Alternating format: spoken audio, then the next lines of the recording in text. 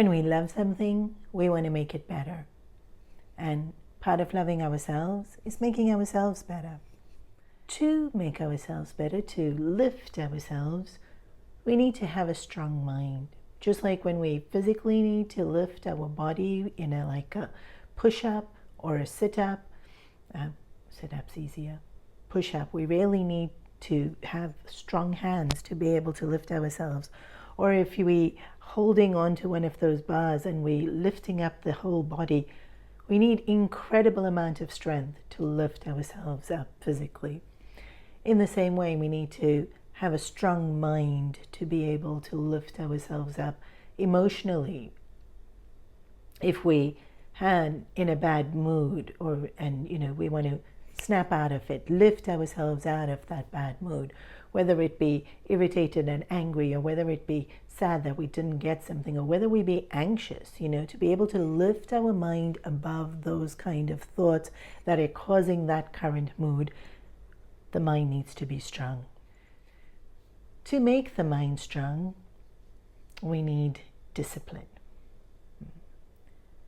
We already understand how important discipline is, how efficient things work when we are disciplined. We also understand that we're so much less stressed when we're disciplined, and life can be so much more easy when we've actually followed discipline.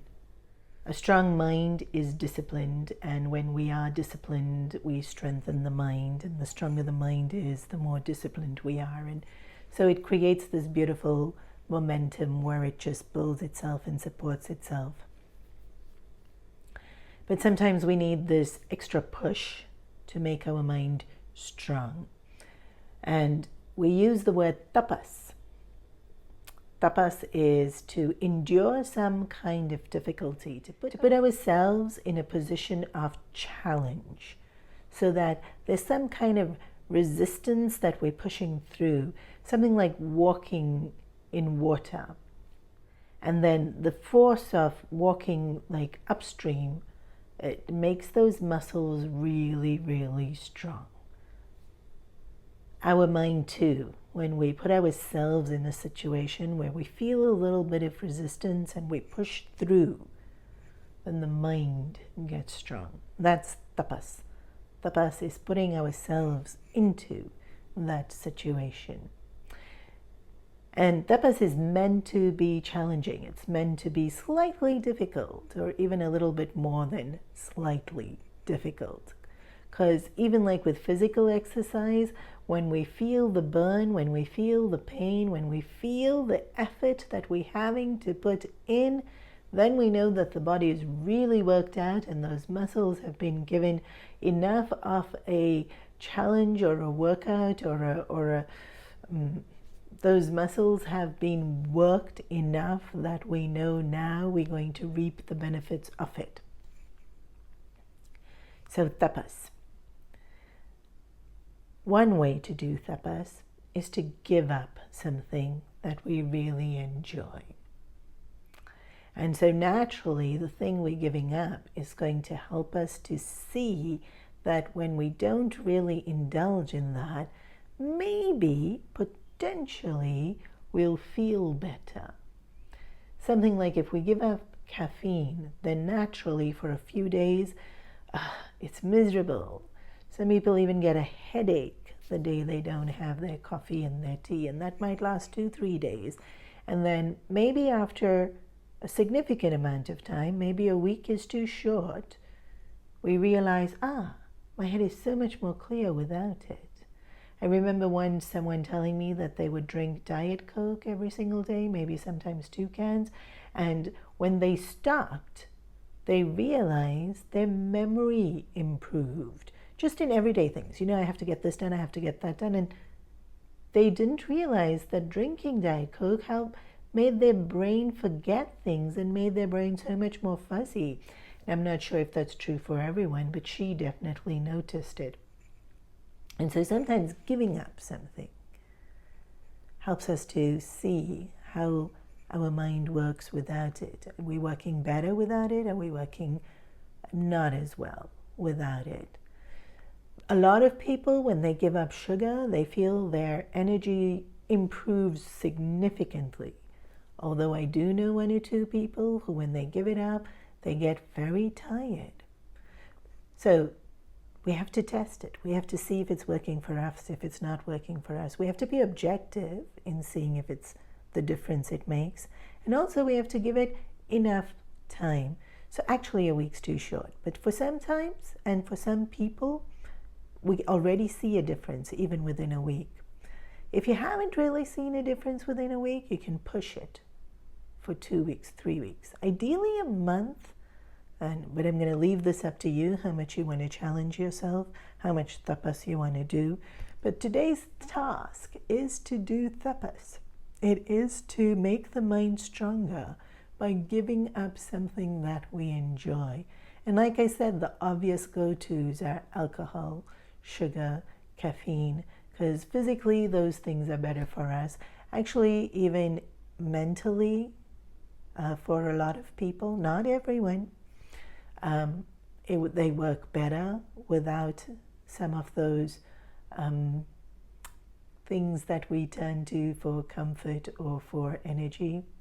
But we can also just something that you really indulge in. It could be chips, which is not horrendous for our health, but we've developed a little bit of an addiction, or we're turning to it for comfort far too often, and so to stir away from it. Or some other bad habit that after lunch every day you have to have a piece of chocolate or a candy, and then not that you can't have candy, but don't do it straight away after lunch at that particular time, because now that's become a habit at that time, and then you're losing control and you're becoming automated in your behavior by doing something at a particular time every single day. And so it could be something we are consuming through the mouth, like all the examples that I gave, or it could be something we are consuming in terms of music or in terms of social media, and so we can give it up. Giving up social media during this challenge might be a little bit tricky because you need to listen to all the instructions, and so maybe give up Instagram and only just hear the explanations on YouTube, or even can give up YouTube and still continue to listen to the explanations on podcast. You can give up listening to music altogether, just to see how that feels, see how dependent you are on it. Like, just be silent and notice what that does. So tapas, one part of tapas is the strength to be able to give it up because we enjoy it, makes the mind strong. And the second part of tapas is this getting to know ourselves, this introspectiveness, to be able to be brave enough to experience something that may be not completely new, but slightly out of our comfort zone, and then helps us to have insights. So it helps us to get to know ourselves. But I'm going to emphasize here that the primary purpose of this activity is to make the mind strong, and so really challenge yourself, right? It's that resistance of walking upstream so that we can build this mind to be strong. And remember that the reason we are doing this is because far too often the mind gets swept up in an emotion or gets carried away with a desire, and then we are victim to our own mind. But strength is to not get carried away.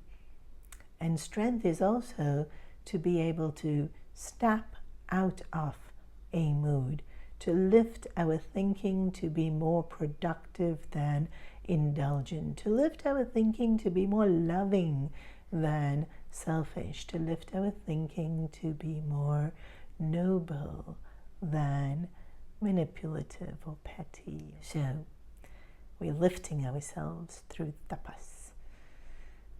Choose to challenge yourself, and then You got this.